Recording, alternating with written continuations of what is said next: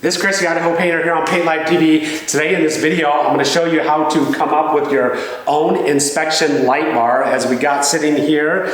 That way, when you do the cabinet painting process and the prepping and sanding process, you can find any little nick or ding on there that needs to be sanded out, bondoed, or filled prior to painting them. I got an inspection bar sitting right here. It's not all complete yet, but we're going to show you and talk about where I got the bar from, how I got it to the point where I can plug it right into the wall and use this as an inspection light in the cabinet painting process, so stay tuned for this video.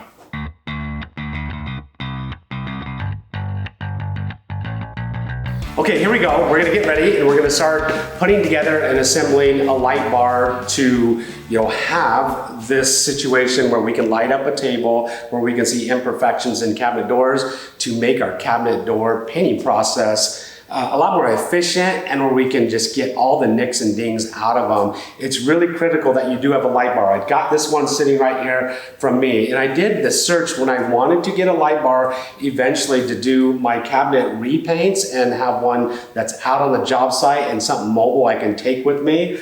I did a lot of research on the internet, and it took me literally about 3 to 4 days to even find a light bar that I can purchase that actually had enough power that it would light up a table, that it would show everything on there. There were a couple options out there at some really ridiculous astronomical prices. I think it was like $700, $600 just for a light bar to do cabinet refinishing in the repaint industry. And I just thought that that was absolutely crazy. It's like there's got to be a better, simpler way that's more cost effective. So in my research, I found this light bar right here, and this is a light bar.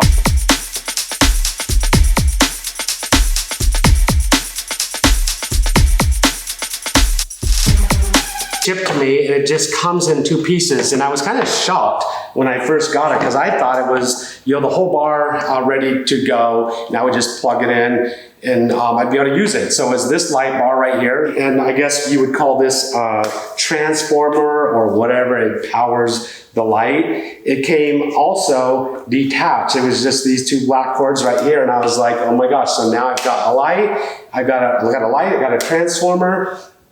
And I'm sure somebody's going to correct me because it may not be called a transformer, but I'm not an electrician. So anyways, it came with the cord, and the cord, to my amazement, shock, or whatever, it was just right here. The cord was just cut off right here. It wasn't attached to anything else. This is an extension cord I purchased to make the attachments. I'm going to walk you through, show you this entire process of doing this and what it looks like to do each one of these steps, right now, so you can have yourself a light bar. When it was all said and done, the light bar costed me, I think the shipping was kind of ridiculous. It was like $75 to ship it. And so once I had it shipped, got it to my house, purchased the electrical cord and all these components, I think I was about $300 into the light. And it took me probably an hour or less to make this whole thing until I got it completely finished. I actually had one already done.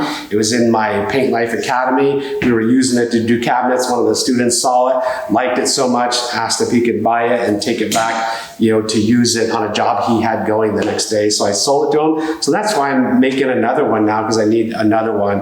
All right, now we're all ready to start the process of connecting our 2 cords together. So I have my transformer right here. It's got a black wire coming out. It's got 3 wires in it. It's got they call it a brown. I would call it maybe a pink. I don't know, a red. But we'll call it brown, a blue, and a green.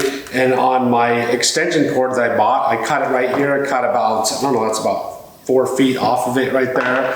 I separated it. I've got a green, I've got a white, and a black. So you need to know which ones go where. And I looked it up online to save you a little bit of headache, but right here it tells you we've got ACL, ACN, and green. So the green, we're going to attach our green to our green. We're going to attach the white, goes to the blue, and then the brown or red right here. It's actually brown, but it's kind of weird looking. The brown goes to the black. So we've got our butt ends, and we're just going to attach those 3 things. And the reason why we're attaching it with butt ends, I'm going to be using butt ends right here. These are number 15 butt slices right here.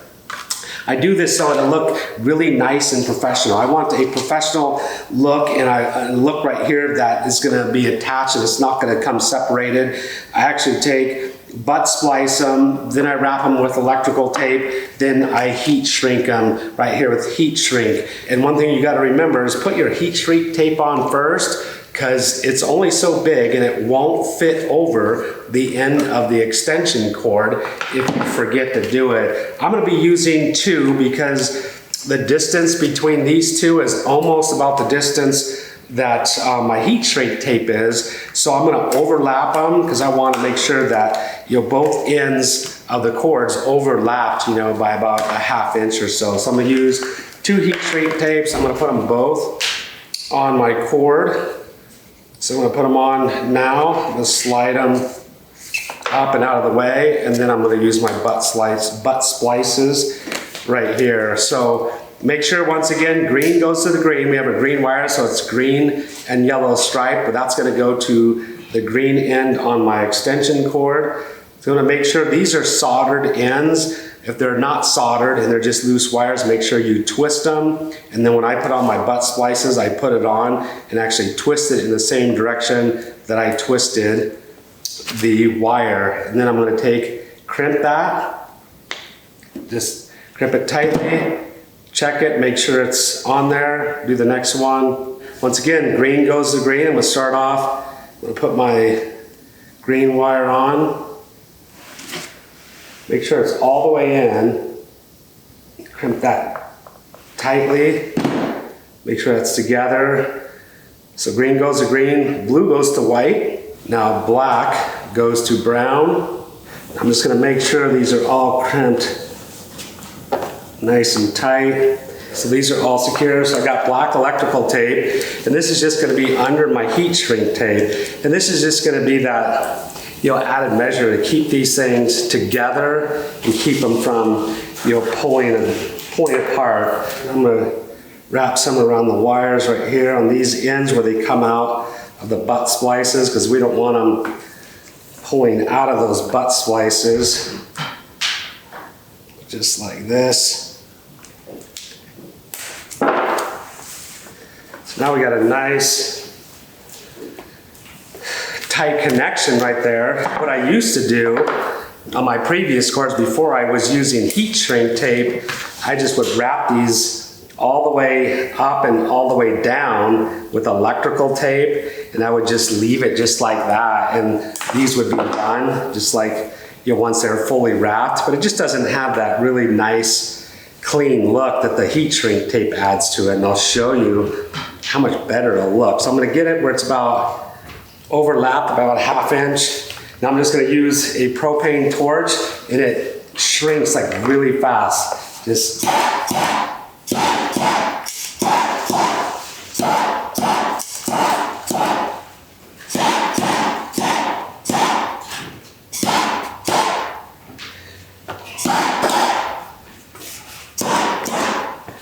that one's already shrunk. I'm just going to press it, make sure it's nice and tight.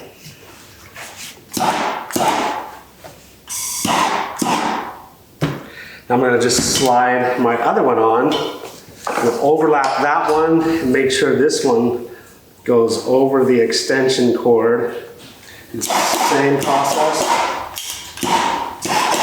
It does have a connection right here. You can disconnect the light right here from this connection for any reason if you wanted to connect it from the cord.